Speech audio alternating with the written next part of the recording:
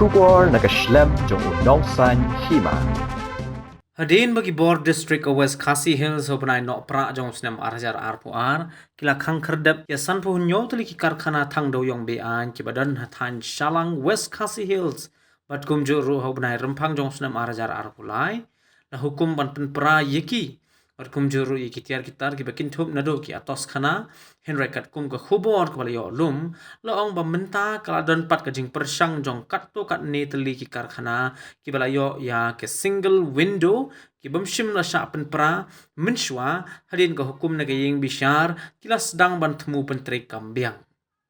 Hello organika benta habaya kren baruba Garot LSN Dykes Deputy Commissioner jangko West Khasi Hills ulaong bahagini kita yo bala dem ulayo ka jingtim bagaladon ka way ka cook plan hagani ka thain ka bala yo ya ka single window ka bala persang ban pentre kam ban Shna yaki oven ka bala dat khang bat hadin bala yo jingtim ula pha yaki magistrate bat la Pynsangeh banakal yang jongki bor pulit kila shim case biang ya kani.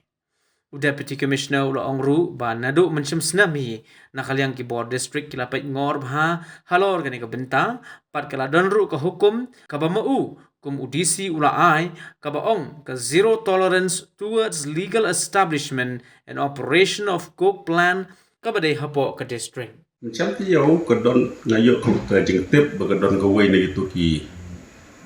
cook plan ka bala yo ka skill window kalau kebla persang ban mobilize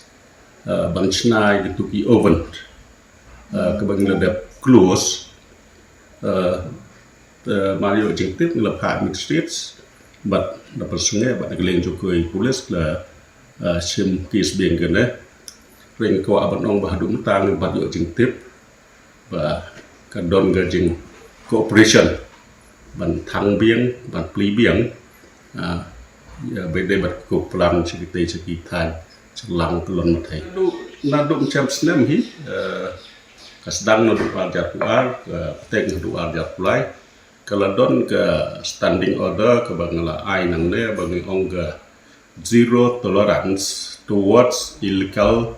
establishment and pollution of work plants ke district.